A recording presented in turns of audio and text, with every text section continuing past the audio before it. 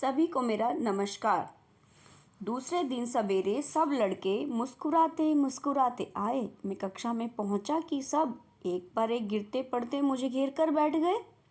बोले, मास्टर साहब अब कहानी कहिए ना। मैंने कहा, पहले हाजिरी, फिर बातचीत और फिर हमारी कहानी। जेब से खड़िया मिट्टी का टुकड़ा निकालकर मैंने गोलाकार बनाया और कहा, देखो, रोज इस पर आकर बैठा करना। तब स्वयं बैठकर दिखाते हुए कहा, इस तरह, यह मेरी जगह, यहाँ बैठकर मैं कहानी कहूँगा। सब बैठ गए, मैं भी बैठा, हाजिरी ली और कहानी शुरू की। सब उत्साहित थे, कहानी छेड़ दी। मंत्रमुग्ध पुतलों की तरह सब सुन रहे थे। बीच में कहानी रोककर मैंने कहा, कहो, कहानी कैसी लग रही है? बहुत अच्छी लग रही है। जैसे तुम सबको कहानी सुनना पसंद है, क्या वैसे ही कहानी पढ़ना भी पसंद है? हाँ जी, हमको कहानी पढ़ना भी पसंद है, लेकिन ऐसी किताबें मिलती कहाँ हैं?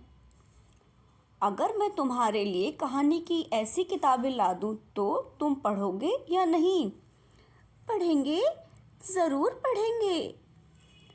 इतने में एक चतुर लड़का बोला, लेकिन आपको कहानी कहनी तो होगी ही ना, अपने आप पढ़ने में वो बात नहीं। मैंने कहा, अच्छा, और कहानी आगे बढ़ाई। घंटी बजी और मेरी कहानी अटक गई। सब मुझे घेर कर खड़े हो गए। कुछ मुझे प्रेम से ताकने लगे, कुछ मेरे हाथ को धीरे धीरे छूने और मन ही मन प्रसन्न होने लगे। मैंने कहा, जाओ, अब भाग जाओ, छुट्टी हो चुकी, घर जाओ। लड़के बोले, जी, हम नहीं जाएंगे, आप कहानी कहिए, शाम तक बैठेंगे। किसी तरह लड़कों को घर भेजा और कुछ शिक्षक मेरे पास आए। कहने लगे, भाई साहब, आपने तो खूब की। अब हमारी कक्षा के लड़के भी कहानी चाहते हैं। आजकल वे पढ़ने में ध्यान नहीं लगाते, बार बार यही कहते हैं, हम भी कहानी सुनने जाएंगे, नहीं तो आप ही कहानी कहिए। मैंने कहा, आप कुछ कहते रहिए ना।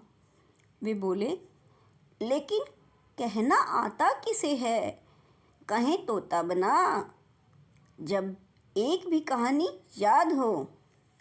मैं मूंछों में मुस्कुरा रहा था। दूसरे दिन रविवार था। मैं उस दिन साहब से मिलने गया। साहब ने कहा, भाई, तुम्हारे प्रधानाध्यापक कहते थे तुम पूरे समय कहानी ही कहा करते हो। मैंने कहा, जी हाँ, अभी तो कहानी ही चल रही है। साहब ने पूछा, तो फिर प्रयोग कब करोगे और अभ्यास कैसे पूरा होगा? मैंने कहा, साहब, प्रयोग ही तो चल रहा है। अब तो मैं खुद अनुभव कर रहा हूँ कि विद्यार्थियों और शिक्षकों को एक दूसरे के निकट लाने में कहानी कितनी गजब और जादू भरी चीज़ है। पहले दिन तो मेरे सुनते तक नहीं थे, और जो हा हा ही करके मेरी खिल्ली उड़ा रहे थे, वे ही जब से कहानी सुनने को मिली है तब से शांत बन गए हैं। मेरी ओर प्रेम से देखते हैं, मेरा कहाँ सुनते हैं, मैं जैसे कहता हूँ उसी प्रकार बैठते हैं। चुप रहो, गड़बड़ ना करो, तो मुझे कहना ही नहीं पड़ता, और कक्षा में से तो निकालने पर भी नहीं निकलते। साहब ने कहा, अच्छा, ये तो समझा, लेकिन अब नई रीति से सिखाना कब शुरू करोगे तुम? जी, सिखाने की यही तो नई रीति है। कहानी के द्वारा आज व्यवस्था सिखाई जा रही है, ध्यान का अभ्यास हो रहा है, भाषा शुद्धि और साहित्य का परिचय दिया जा रहा है। कल कुछ दूसरी बातें भी सिखानी शुरू की जाएंगी। साहब बोले, लेकिन देखना, कहीं कहानी कहानी में ही सारा साल खत्म ना हो जाए। मैंने कहा, जी, आप इसकी चिंता ना कीजिए। Okay friends, bye.